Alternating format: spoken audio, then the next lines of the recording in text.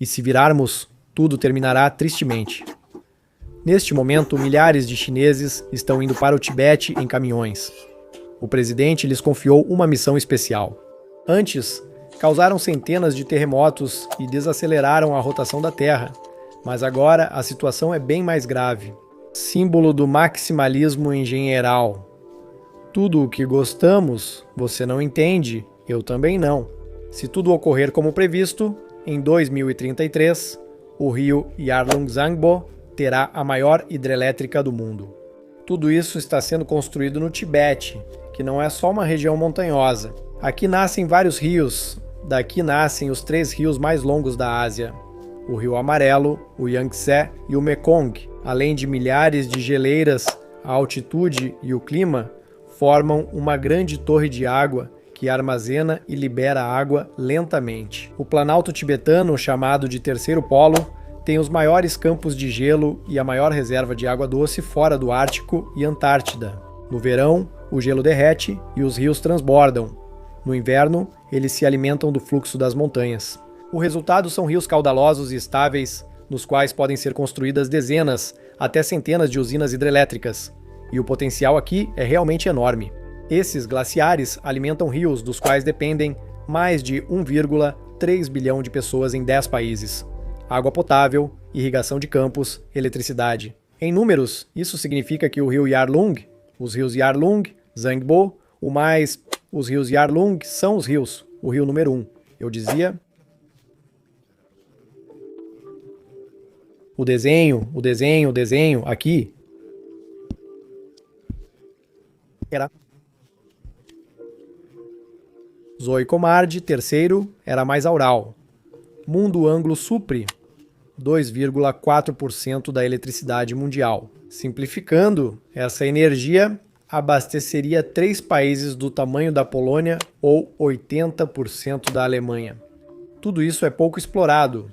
Só 1,7% do potencial hidrelétrico do Tibete, na China, é utilizado. Ou seja, o campo é enorme, dá para construir, desenvolver e conectar muito mais.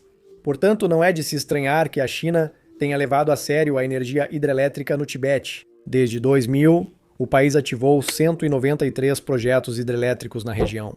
E aproximadamente 60% deles ainda estão em fase de planejamento ou preparação. A China lidera em barragens, com mais que qualquer outro país. Cada ponto no mapa representa uma barragem. A diferença de altitude em 30 km faz o rio descer cerca de 2.000 metros. Este lugar até foi apelidado de A Grande Curva, e é justamente graças a essa diferença de altitude que aqui podem ser geradas enormes quantidades de energia hidrelétrica. Estamos falando do rio Yarlung-Zangbo, um dos rios mais altos do mundo. Nasce na geleira Yangtze, no Tibete, e segue para a Índia, tornando-se o Brahmaputra. O rio passa por um dos cânions mais profundos do mundo, atingindo 6.009 metros de profundidade. O cânion tem pouco mais de 500 quilômetros e uma escala desumana, sendo 3 vezes mais profundo que o Grand Canyon. O desnível acumulado do Yarlung-Zangbo, do ponto mais alto até a foz na Índia, é de cerca de 7.667 metros. Por isso, é um dos rios mais energéticos do mundo, especialmente perto do Monte Namichabarwa. Esses 50 km e 2.000 metros de desnível são quase ideais para uma usina hidrelétrica. Tecnicamente parece loucura. Sério, pensa? Para construir a represa, seria preciso escavar túneis de cerca de 20 km para desviar o rio. A vazão de água é de cerca de 2.000 metros cúbicos por segundo, equivalente a uma piscina olímpica por segundo. Pense na vazão. Uma área dessas é um presente para engenheiros que desejam construir a usina hidrelétrica ideal.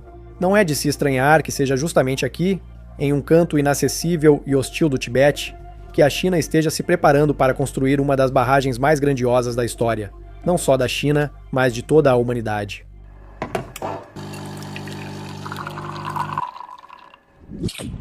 Desde o início, é importante destacar que os chineses não projetaram uma hidrelétrica convencional como as habituais. Sim, formalmente o rio seguirá represado, como de costume, mas é nesse ponto que começa o interessante para melhor aproveitar o desnível. Eles vão perfurar as montanhas. O plano de engenharia da usina hidrelétrica de Medoc inclui vários túneis de dezenas de quilômetros que atravessam a grande curva do rio. Não são só túneis longos, mas também com desnível vertical acima de 2.000 metros. Na verdade, esses túneis vão quebrar novos recordes mundiais, tanto em comprimento quanto em profundidade, superando até mesmo os atuais detentores do recorde. Túneis da hidrelétrica Jinping 2 em Sichuan. Há um problema. Os túneis precisarão cruzar zonas de falhas, rochas fraturadas e um campo de tensões complexo. Nas montanhas, quanto mais profundo for o túnel, maiores serão os riscos. Desabamentos, deformação de rochas moles, a pressão da rocha nessas profundidades se torna realmente extrema. Segundo o plano, serão de 4 a 6 túneis com cerca de 20 km de comprimento cada um. E, além disso, o desvio de aproximadamente metade do leito do rio. Em seguida, a água desce por esses túneis, acelera, ganha pressão e só então chega às turbinas. Essa abordagem maximiza o uso do desnível e aproveita quase todo o potencial da água. O projeto difere bastante das usinas elétricas tradicionais. A China o classifica como uma usina hidrelétrica do tipo canal. A água é usada para gerar eletricidade e retorna ao Yarlung-Zambo. Diferente das barragens tradicionais, esses sistemas não armazenam grandes volumes de água por anos, nem controlam rigidamente o fluxo. Ainda não se conhecem os detalhes técnicos exatos do projeto, já que não foram publicados, mas a mídia estatal chinesa já está divulgando números e eles parecem absurdos. 60.000 megawatts, quase 30 vezes a da represa Hoover. O recorde mundial hoje é da hidrelétrica Três Gargantas, no rio Yangtze, com potência e produção anual incomparáveis, gera de 95 a 112 terawatts-hora por ano. Se o projeto de Yarlung-Zambo acontecer, esse recorde pode triplicar, mostrando sua magnitude. A maior hidrelétrica dos Estados Unidos, no rio Columbia, Washington, gera cerca de 20 TW por ano. A represa Hoover, na fronteira de Nevada e Arizona, gera cerca de 4,2 terawatts-hora por ano com alto custo. De acordo com as últimas estimativas, a nova usina hidrelétrica pode custar mais de 1 trilhão de yuans, o que equivale a cerca de 137 bilhões de dólares. Para entender a magnitude, vamos fazer uma comparação. 137 bilhões de dólares é todo o PIB anual do Uzbequistão, ou seja, todos os bens e serviços produzidos pelo país durante um ano. Ou seja, o preço de uma barragem equivale à economia anual de um país, e isso não é tudo. Esse valor é maior do que o PIB anual da Bulgária, Eslovênia, Camarões ou Tunísia. E a lista poderia ser bem maior, pois mais de 20 países têm PIB anual abaixo desse valor. Ah, e não se esqueça de que construir nesse lugar é uma tarefa arriscada e não é para qualquer um. O Tibete surgiu devido à colisão das placas tectônicas indiana e euroasiática, formando suas altas montanhas. E o mais desagradável é que as placas continuam se movendo, por isso a região é considerada uma das mais sísmicas do planeta. Sim, a China já construiu barragens no médio Yarlung-Zangbo, mas a mega barragem fica no curso inferior. Especialmente a Grande Curva, é um nível de complexidade completamente diferente.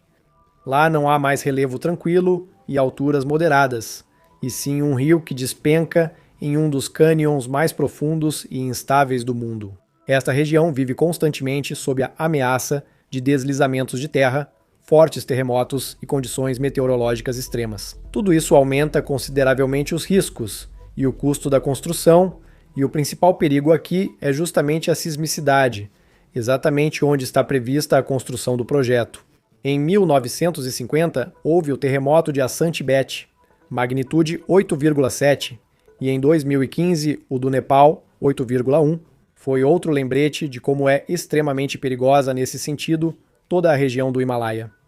Aliás, o último grande terremoto aqui aconteceu há bem pouco tempo, em janeiro de 2025, mais de 120 pessoas morreram. Tremores atingiram o Himalaia, Nepal, Butão e norte da Índia. As consequências foram graves. Mais de 27.000 edifícios danificados e 3.612 desabaram. Em certas aldeias, 80% a 90% das casas foram destruídas. Após vistoriar 5 usinas hidrelétricas, foram achadas rachaduras, exigindo o esvaziamento de 3 delas e de uma represa em Tingre. A inclinação da parede foi tão grave que 1.500 pessoas de 6 vilarejos precisaram ser evacuadas rapidamente. E isso é só uma das razões. O Himalaia se levantou no sentido de que o problema não está para cima, mas sim para baixo. A grande profundidade das rochas traz outra dificuldade ao projeto: altas temperaturas geotérmicas. Em resumo, o ambiente de trabalho é extremo em todos os aspectos. Isso representa uma ameaça direta, tanto para a tecnologia quanto para a saúde das pessoas. Há também riscos para os túneis, como instabilidade estrutural e desgaste acelerado dos materiais. Um erro pequeno pode gerar prejuízos milionários, ainda mais em um local tão remoto. Recentemente, não havia boas estradas nem eletricidade estável. Medoc, com cerca de 15 mil habitantes, foi o último condado chinês a se ligar à rede nacional de rodovias, recebendo sua primeira estrada em 2013. Já há experiência, mas não é animadora. Quando uma pequena usina hidrelétrica foi construída em Medoc, entre 2013 e 2015, custou 4 vezes mais do que projetos semelhantes em outras regiões da China. A razão é simples: a logística. Mais de 200 dias por ano chove intensamente aqui, e deslizamentos de terra e fluxos de lama acontecem regularmente.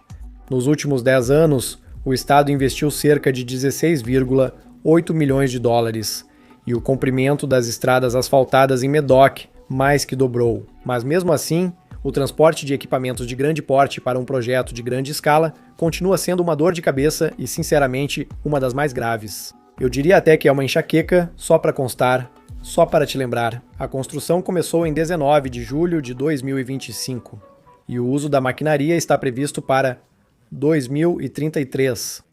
Porém, há outro problema. O rio da represa não é só da China, ele segue até a Índia.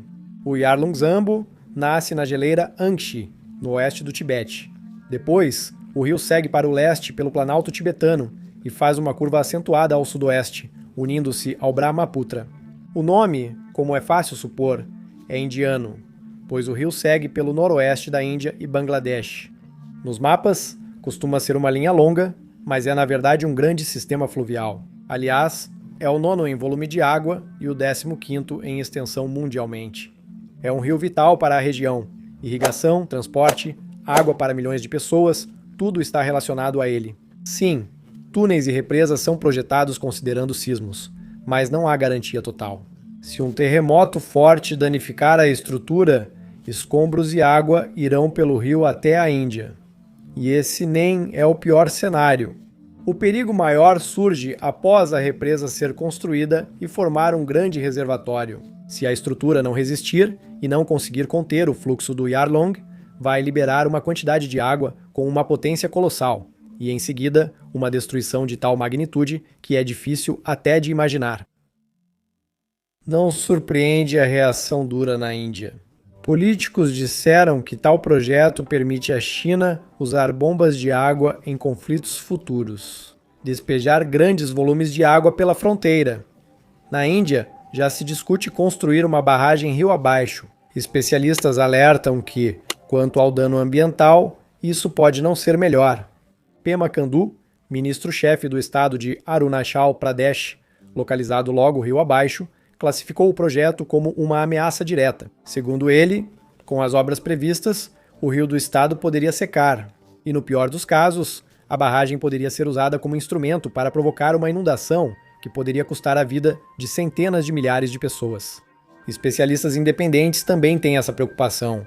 Cientista político de Oxford afirmou em relatório que barragens nos rios tibetanos dão à China controle sobre a economia da Índia. Há também opiniões mais moderadas. Um historiador e ecólogo da Universidade de La Trobe, Austrália, afirma que, apesar do potencial energético, essas barragens não vão reter por muito tempo os enormes volumes de água. Para Nova Delhi, qualquer alteração no fluxo já representa um problema. Isso pode mudar o ritmo do rio Yarlung-Zambo, afetar águas subterrâneas e superficiais, prejudicando a agricultura e abastecimento de água potável. Ainda há dúvidas sobre a qualidade da água. Mais adiante na cadeia, estão as pessoas para quem esse rio é fonte de água potável, alimento e meio de subsistência. A China afirma que a Índia não precisa se preocupar. Afinal, uma grande represa pode mudar tudo, mas há argumentos válidos. Sim, o projeto hidrelétrico pode impactar o volume de água em Arunachal Pradesh. Em teoria, não deveria haver grande impacto no Brahmaputra, segundo pesquisas que mostram um panorama interessante. Embora aproximadamente metade da bacia do rio esteja formalmente em território chinês, essa parte representa apenas uma pequena fração do volume total de água. Estimativas indicam que a água da China representa cerca de 30% do volume do Brahmaputra. Até 7%. A maior parte do volume de água já se forma na Índia, graças às chuvas de monção e aos numerosos afluentes. O derretimento das geleiras da bacia alta do Tibete responde por cerca de 1/4 do volume total, não mais. Devido a essa distribuição hidrológica, supõe-se que as infraestruturas localizadas rio acima, como a usina hidrelétrica de Medoc, terão um impacto limitado na água rio abaixo. Pelo menos é assim que Pequim apresenta a situação. Mesmo 30% já é um volume enorme passando por uma chave gigante. Nem consigo imaginar os volumes, é realmente muito grande, difícil de imaginar. Na estação seca, com o atraso das monções, cresce o papel do trecho chinês do rio e os glaciares derretem mais ativamente. Se o fluxo parar agora, a Índia pode enfrentar grande desconforto. Imagine um ano seco, sem chuva, fazendo o rio secar no interior do país. Quando, rio acima, decidem não liberar água, os campos ficam sem irrigação e nas cidades falta água potável. Mesmo que a cota chinesa caísse para 10%, isso já poderia causar crises locais em alguns estados indianos. Entre China e Índia, não há acordo sobre a água, nem regras claras sobre distribuição, quantidade, tempo ou condições. A China não possui acordos desse tipo com os 13 países vizinhos. Há também uma opinião oposta. Segundo esse ponto de vista, a represa poderia não prejudicar, mas sim beneficiar a Índia, simplesmente porque haveria menos água e as inundações seriam menos intensas. O ministro-chefe de Assam, Himanta Biswa Sharma, afirmou que a diminuição do fluxo do Brahmaputra pela China poderia favorecer o estado e reduzir os impactos das graves inundações anuais. O contraste é grande. O Planalto tibetano recebe cerca de 300 milímetros de precipitação por ano, e a parte sul da bacia, na Índia, recebe uma média de mais de 2,300 milímetros. A monção entre junho e setembro é o principal impacto no rio, aumentando muito o volume de água anualmente. Um exemplo é a enchente de 2012 sem precedentes, causada pelas chuvas de monção na Índia, Bangladesh e Myanmar. Naquela ocasião, 124 pessoas morreram e cerca de 6 milhões foram obrigadas a abandonar suas casas. Em 2015, as cheias do rio mataram. 42 pessoas causaram deslizamentos, bloquearam estradas e afetaram 1,65 milhão de moradores. Em 21 distritos, 2.100 aldeias foram submersas e plantações em 178 mil hectares destruídas. Em 2016, isso se repetiu. As inundações atingiram 1,8 milhão de pessoas, mataram 28 e alagaram quase 200 mil hectares de terras agrícolas. Não vou continuar, já deu para entender. Teve inundações em 2017, 2018 e quase todo ano desde então. Então, talvez o fato de haver um pouco menos de água no rio neste lugar não seja tão ruim assim. Mas então, por que a China demora tanto para construir?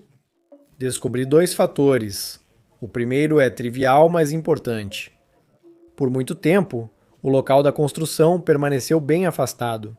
Até pouco tempo atrás, não havia estradas em boas condições, nem fornecimento elétrico estável, e iniciar um projeto dessa magnitude simplesmente não fazia sentido. O segundo fator é político. Antes, Pequim talvez não estivesse pronta para lidar com conflitos com países rio abaixo, especialmente a Índia. Agora, a situação mudou. A China demonstra mais confiança e acredita conseguir lidar com a pressão externa, o que permite o avanço do projeto. E o que resta para a Índia? Na verdade, não há muito a fazer. É possível iniciar diálogo, criar projetos hidráulicos próprios e reforçar a infraestrutura hídrica nas encostas do Himalaia, mas na prática é mais complicado. Cada projeto desse tipo representa um enorme investimento econômico. Além disso, é preciso lidar com os protestos dos ambientalistas, que falam sobre a destruição dos últimos territórios selvagens. E os agricultores que temem pela água, terra e futuro? Um desses projetos já está causando polêmica entre todos, quer dizer, não entre todos, mas sim entre os habitantes da Índia. Trata-se da usina hidrelétrica Upper Siang. Planeja-se construir a barragem próxima à fronteira China-Índia, no sistema Yarlung-Zambo-Brahmaputra. Após a construção, o reservatório terá cerca de 9 bilhões de metros cúbicos de água. A construção deve começar em 2028 e a usina operar em 2032. A Índia diz que a barragem pode compensar a hidrelétrica chinesa rio acima, retendo água e evitando enchentes destrutivas. O ministro-chefe de Arunachal Pradesh, Pema Khandu, considera o projeto uma medida defensiva. Segundo ele, é uma proteção contra possíveis ameaças hídricas do projeto MEDOC, que chamou de bomba relógio. Vamos simplificar. Se muita água for liberada de cima ou se a represa sofrer um terremoto, o fluxo não seguirá direto pelo rio? A água será antes acumulada em outro reservatório, evitando catástrofe rio abaixo. Além disso, a represa índia poderia gerar de 11.200 a 11.600 megawatts, tornando-se a hidrelétrica mais potente do país. Isso ajudaria a reduzir a dependência da energia do carvão. O problema é que essa represa vai inundar 27 vilarejos e obrigar mais de 150 mil membros da tribo Adi a se mudarem. Além disso, vai afetar as terras agrícolas e os locais de importância cultural, e isso não é nada insignificante para a região. O povo Adi considera o rio sagrado e depende de sua água, terras férteis, laranjais e jardins de jaca para viver. O maior medo aqui, é claro, a represa vai inundar o mundo deles. Mas observando as ações da Índia, não parece que vão desistir do projeto. O país já construiu 2 grandes represas, apesar da resistência dos habitantes locais. Então a lógica é compreensível. Energia e segurança prevalecem. Espere, quantas pessoas serão afetadas pela represa chinesa? Não há números exatos divulgados, mas o reassentamento é inevitável. Lá como referência, podemos lembrar do projeto das 3 Gargantas, que provocou o reassentamento de aproximadamente 1,4 milhão de pessoas. Em Medoc, a densidade populacional é menor e não há previsão de reservatório clássico, então a magnitude pode ser menor, mas isso não elimina possíveis problemas. O projeto ameaça locais culturais em uma das regiões mais sagradas para tibetanos, segundo a Campanha Internacional pelo Tibete. A realização dos 193 projetos na região pode deslocar mais de 1,2 milhão de pessoas. Dezenas de locais religiosos e sagrados estariam ameaçados. Mas há algo mais importante que não mencionei. Ao final do percurso, o rio cruza Bangladesh. Mais à frente, junta-se a outros rios, se divide e em certos pontos muda de nome. Em resumo, toda essa água vai para o Golfo de Bengala, segundo o Ministério do Meio Ambiente de Bangladesh. Para 2022, uma redução do fluxo do Brahmaputra de apenas 5% poderia causar uma queda de uns 5% na produção agrícola. Em certas áreas, isso ameaça a segurança alimentar, mas ainda não há consenso. Especialistas e ativistas de Bangladesh acreditam que a barragem proposta não causará impacto negativo relevante no rio adjacente do país. Sabe por quê? Porque a barragem fica distante, já que a água percorreu mais de 1.000 quilômetros desde Arunachal Pradesh. Segundo eles, o regime e a qualidade da água já terão se recuperado ao chegar a Bangladesh. Dá um like e até a próxima!